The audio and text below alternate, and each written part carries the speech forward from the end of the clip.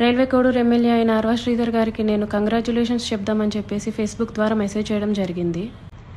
లాస్ట్లో అతని నెంబర్ నాకు ఇచ్చి నా నెంబర్ అతను తీసుకున్నారు.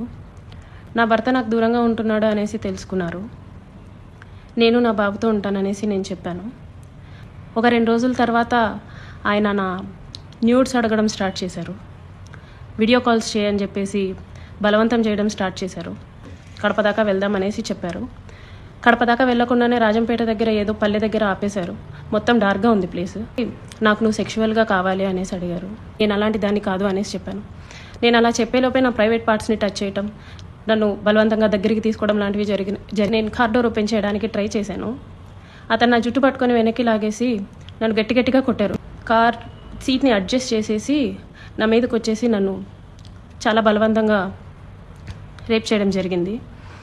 నేను అరవడానికి ట్రై చేస్తుంటే నన్ను చాలా గట్టిగానే కొడుతూ వచ్చారు.